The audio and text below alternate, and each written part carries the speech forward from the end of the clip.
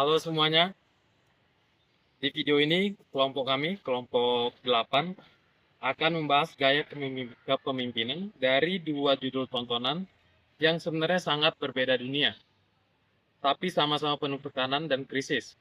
Yang pertama itu ada film Hollywood berjudul Hunter Killer, dan yang kedua dari drama Korea judulnya The Trauma Code, Heroes on Call. Saya akan mulai dengan film Hunter Killer dulu. Jadi Hunter Killer adalah film aksi militer rilisan 2018 yang dibintangi Gerald Butler. Ceritanya dimulai saat kapal selam Amerika USS Tampa Bay menghilang secara misterius saat mengintai kapal selam Rusia di perairan Arktik.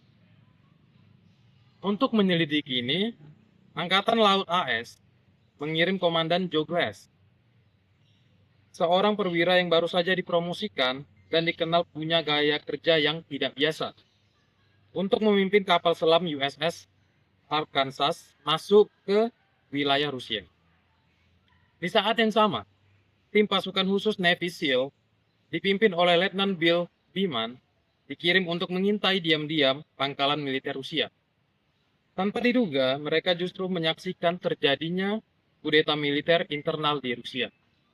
Menteri Pertahanan Rusia, Dmitry Durov, menyandra Presiden Rusia sendiri, Zakharin, dengan tujuan memicu perang besar antara Rusia dan Amerika. Sekarang, identitas para pemainnya. Yang pertama itu ada Gerard Butler, berperan sebagai Komandan Joe Glass. Pemimpin USS Arkansas, Gary Oldman, berperan sebagai Laksamana Charles Donegan, Ketua Kepala Staf Gabungan AS yang berada di Pentagon. Kamen berperan sebagai Laksamana Muda John Fix, atasan langsung yang mengirim Glass dalam misi ini. Lalu Toby Stephens berperan sebagai Letnan Bill Beeman, pemimpin tim SEAL di lapangan. Jadi dari awal saja kita bisa lihat, film ini punya lebih dari satu pemimpin bekerja di level yang berbeda. Ada yang memimpin di bawah laut, ada yang memimpin pasukan di darat, dan ada yang memimpin di balik meja di Washington. Ini yang akan kita bedah lebih dalam di bagian-bagian berikut. Terima kasih kepada Bang Jaya. Sekarang saya akan membahas judul kedua, yaitu serial Korea The Trauma Code Heroes on Call yang tayang di Netflix pada tahun 2020.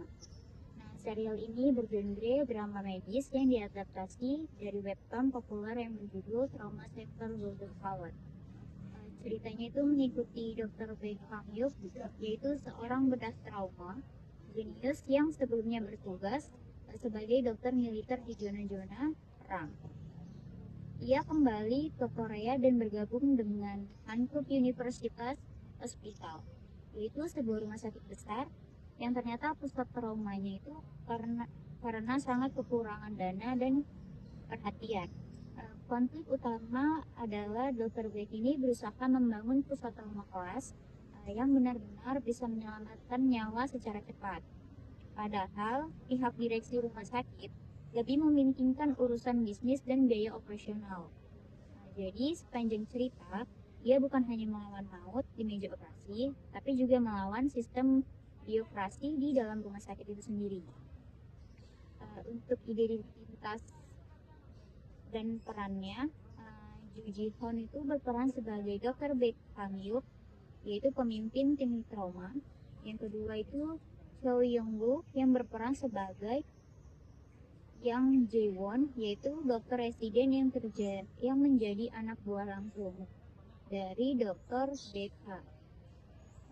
Yang ketiga itu Taeyong yang berperan sebagai perawat Shen Jang-mi atau anggota tim yang paling berpengalaman.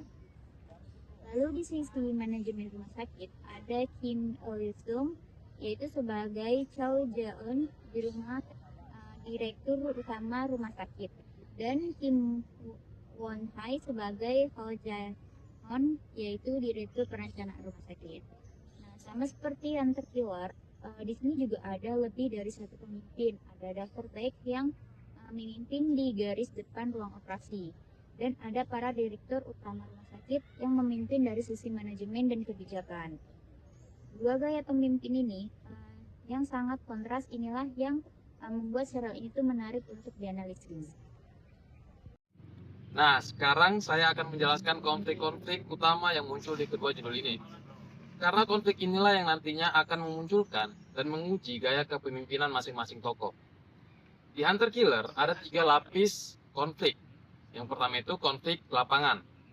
Komandan Glass harus mengambil keputusan berisiko tinggi di bawah laut tanpa bisa berkomunikasi penuh dengan atasannya, termasuk memutuskan untuk mempercayai kapten kapal selam Rusia yang ditangkap demi menyelamatkan misi. Yang kedua itu ada konflik di tim sel. Letnan Biman harus memimpin timnya menembus wilayah musuh, kehilangan anggota tim di tengah jalan, namun tetap harus menyelesaikan misi demi menyelamatkan Presiden Rusia. Yang ketiga, konflik di level atas.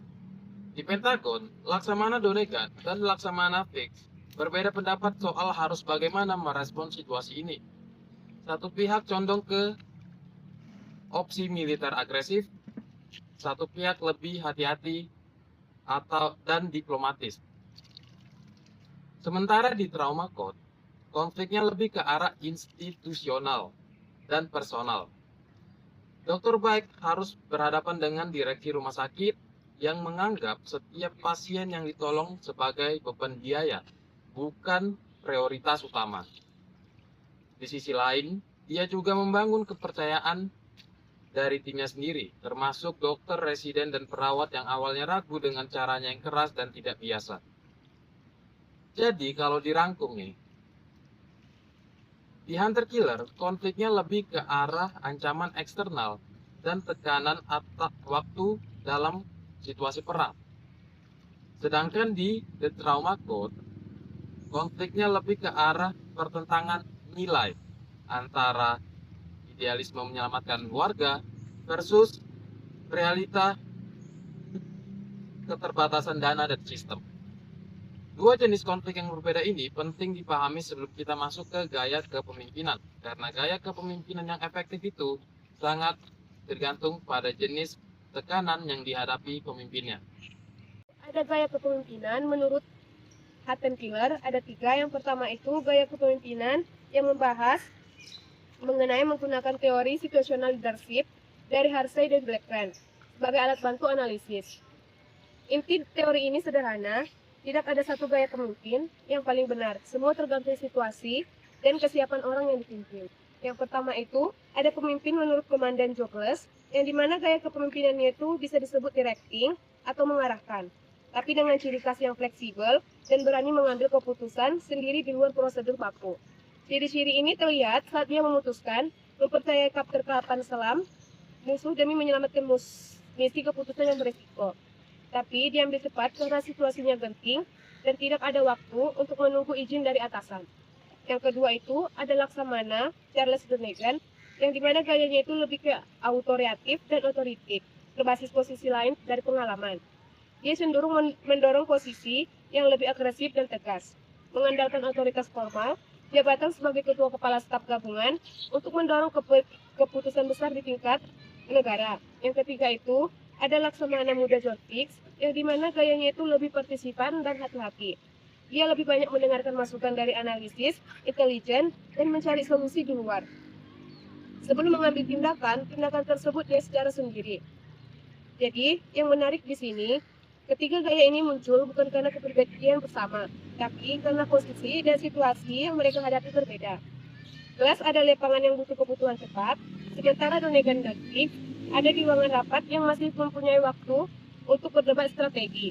Inilah contoh nyata bagaimana gaya pemimpin. Selanjutnya itu ada ke gaya kepemimpinan, yang dimana di The Trauma Code itu di sini juga kami menemukan bahwa beberapa pemimpin memiliki ciri khas yang bertolak belakang.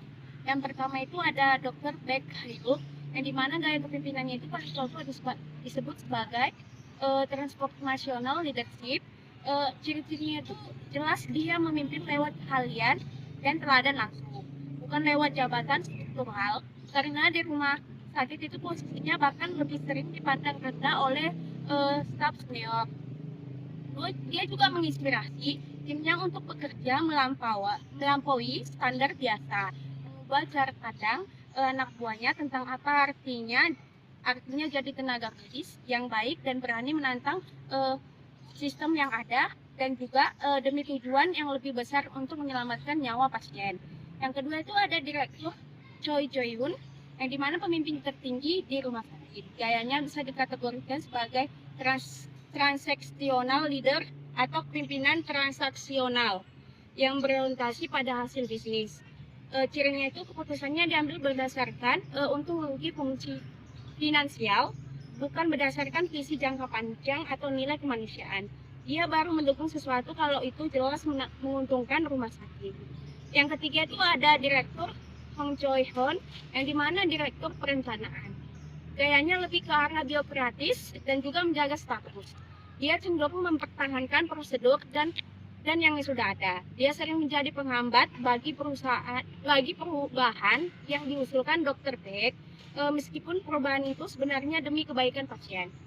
Jadi konteksnya jelas, kalau Dr. Beck itu memimpin dengan visi dan keteladanan personal, sementara para direktur memimpin dengan logika institusional dan biokrasi. Dua gaya ini terus-terusan bertabrakan sepanjang cerita, dan justru dari situ kita bisa belajar banyak tentang kekuatan dan kelemahan masing-masing gaya. Sekarang, kita lihat bagaimana respon anak buah dan pengikut terhadap gaya-gaya kepemimpinan yang sudah dijelaskan tadi. Ini penting karena gaya kepemimpinan yang baik itu seharusnya bisa dilihat dari bagaimana orang-orang di sekitarnya bereaksi dan berkembang. The Hunter Killer, kru USS Arkansas, awalnya sempat ragu dan bahkan menentang keputusan Komandan Glass untuk menyelamatkan awak kapal selam Rusia yang sebelumnya menyerang mereka. Tapi, karena Glass tetap konsisten menjelaskan alasan dibalik keputusannya, dan terbukti benar, krunya akhirnya percaya dan ikut tanpa keraguan di momen-momen krusial selanjutnya. Sementara itu, tim SEAL Letnan Bimen menunjukkan respon berupa loyalitas dan keberanian yang sama tingginya dengan pemimpinnya. Terlihat saat mereka tetap menyelesaikan misi penyelamatan meski sudah kehilangan rekan tim. Di sisi Pentagon, perbedaan gaya Donegan yang lebih otoritatif dan fisik yang lebih hati-hati ini menciptakan suasana tegang di ruang rapat. Tapi, pada akhirnya keduanya tetap menghormati garis komando dan bekerja sama saat keputusan akhir sudah diambil. Di The Trauma Court, respon timnya terhadap Dr. Beck itu berproses. Awalnya, Dr. Residen Jaewon dan perawat Jangmi merasa terintimidasi dengan caranya yang keras dan tidak biasa. Tapi lambat laun, mereka mulai mempercayai dan menghormati Dr. Beck karena melihat langsung dedikasi dan kompetensinya. Sampai akhirnya rela bekerja ekstra keras mengikuti standar yang dia tetapkan. Sebaliknya, gaya direksi rumah sakit yang transaksional dan birokratis ini justru menciptakan ketidakpercayaan dan ketegangan di kalangan staf medis. Banyak staf yang merasa diabaikan kebutuhan keseluruhannya demi alasan efisiensi biaya, sehingga muncul kekecewaan dan resistensi diam-diam terhadap kebijakan direksi. Dari sini kita bisa simpulkan, gaya kepemimpinan yang berdasarkan keteladanan dan kejelasan tujuan, seperti Glass dan Dr. Beck, cenderung membangun kepercayaan dan loyalitas. Sedangkan gaya yang murni berbasis otoritas atau kepentingan institusional cenderung menciptakan jarak dan resistensi dari bawahnya. Jadi kesimpulan dari kelompok kami, tidak ada satu gaya kepemimpinan pun yang otomatis paling unggul. Hunter Killer dan The Trauma Court, walaupun ceritanya sangat berbeda, sama-sama menunjukkan bahwa gaya kepemimpinan yang efektif itu selalu menyesuaikan dengan situasi yang dihadapi, tingkat kesiapan dan kepercayaan dari orang yang dipimpin, serta tujuan yang paling dicapai. Kepemimpinan yang baik bukan salah satu gaya tetap, tapi yang mampu membaca situasi dan merespon dengan tepat.